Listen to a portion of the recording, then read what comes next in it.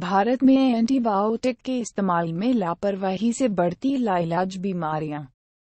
Superbug के कारण एक भारतीय महिला की अमेरिका में मौत हो गई है। पता चला है कि दुनिया की कोई भी एंटीबायोटिक इस संक्रमण का इलाज नहीं कर सकती है। आने वाला समय में ये भारी त्रासदी हो सकती है। सोचिए, बीमार पड़ने पर दवाओं से इलाज कर लेते हैं, लेकिन अगर आपकी बीमारी का दुनिया भर में कोई इलाज ही ना हो तो सोचिए कि एक छोटा सा घाव भरने की जगह है आपकी जान ही ले ले। भारत में यह बीमारी दिनों दिन अपने पैर फैला रही है तथा नवजात और छोटे बच्चे इसके कारण मारे जा रहे हैं। कुछ बच्चे ऐसी बीमारी के साथ पैदा होते हैं जिस पर कोई भी एंटीबायोटिक असर नहीं करती। आजकल बड़ी संख्या में वयस्क भी इस जानलेवा स्थिति के शिकार हो रहे हैं। क्या आप भी डॉक्टर के पास न जाके अपने पैसे बचा रहे हैं? अगर हाँ, तो दोबारा सोच लीजिए। बिना जरूरत और बीमारी को समझे दवा लेना बहुत बीमार कर सकता है। कई बार तो ये लाइलाज हो जाती है। इसके कारण आपके शरीर की रोग से लड़ने की क्षमता खत्म हो सकती है। इसके कारण आपके शरीर में ऐसी स्थिति पैदा हो सकती है जहां कोई भी एंटीबायोटिक आपकी बीमारी का इलाज नहीं कर सकेगी।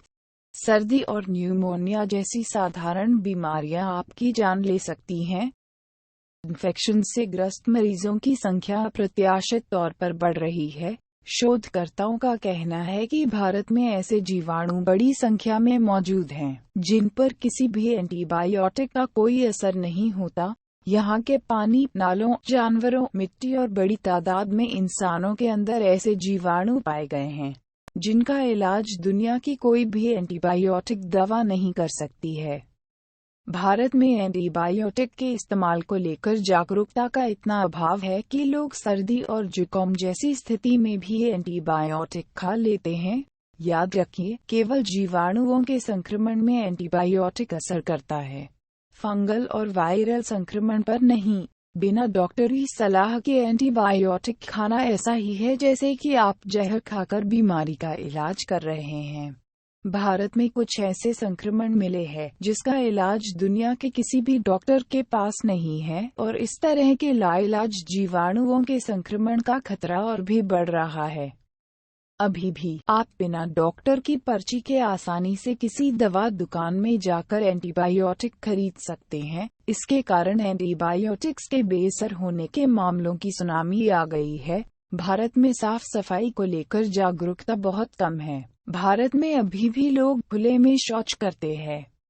दुनिया में जीवाणुओं से संक्रमित होने में भारतीय सबसे आगे हैं। किसी भी अन्य देश के मुकाबले भारतीय कहीं ज्यादा एंटीबायोटिक इस्तेमाल करते हैं। 20वीं सदी में एंटीबायोटिक्स की खोज एक चमत्कार जैसी थी। अब एंटीबायोटिक के अनियंत्रित और बेतहाशा इस्तेमाल के कारण ऐसी स्थिति पैदा हो गई है जहां जीवाणु बेहद मजबूत हो जाते हैं। जीवाणु इतने प्रबल हो जाते हैं कि उन पर कोई एंटीबायोटिक असर नहीं करती। भारत में स्वच्छता और साफ सफाई की बेहतर मौजूदगी नहीं होने के कारण संक्रमण के खतरों को कम करने के लिए एंटीबायोटिक्स पर निर्भरता काफी बढ़ जाती है। नतीजतन एंटीबायोटिक्स बेअसर हो रहे हैं और सबसे ज्यादा असर नवजात बच्चों पर पड़ रहा है।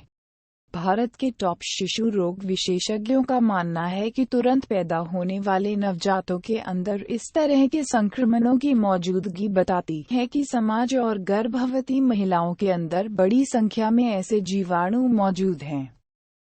भारत भर के कई डॉक्टर्स ये बात मानते हैं कि स्थिति दिन ब दिन खराब होती जा रही है। ज्यादातर नवजात शिशु ऐसे संक्रमण के साथ पैदा हो रहे हैं जिन पर कोई एंटीबायोटिक असर नहीं करती। भारत में हर साल बड़ी संख्या में विदेशों से लोग इलाज कराने आते हैं। सुपरबग की खोज भारत के इस फलते फूलते कारोबार को भी खत्म कर सकती है। टीबी का इलाज कराने वालों, ऑपरेशन कराने वालों में कैंसर के मरीजों या फिर ऑर्गन हड्डी ट्रांसप्लांट कराने वाले लोगों को सुपरबग के संक्रमण का खतरा काफी ज्यादा होता है।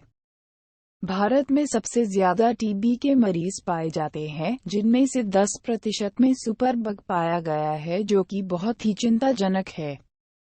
सबसे डरावनी बात यह है कि इन मरीजों को अस्पतालों में नहीं बल्कि अपने घरों पर यह संक्रमण हो रहा है।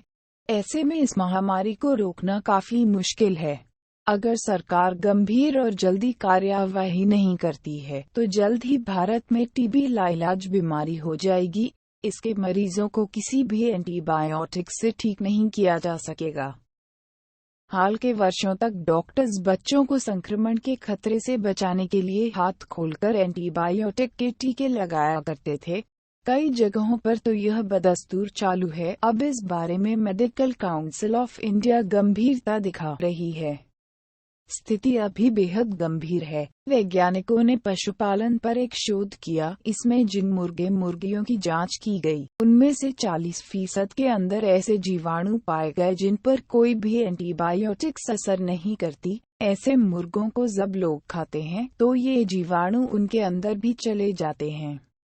क्यों करते हैं एंटीबायोटिक्स का इस्तेमाल? एंटीबायोटिक लेने से ठीक होने की रफ्तार तेज हो जाती है। कई बार एंटीबायोटिक इलाज के लिए नहीं बल्कि बचाव के लिए दिया जाता है। अब क्यों नहीं होता एंटीबायोटिक्स का ज्यादा इस्तेमाल? अब ज्यादातर संक्रमण विषाणुओं पे एंटीबायोटिक का असर नहीं होता। छोटी मोटी परेशानियों में एंटीबायोटिक न ले।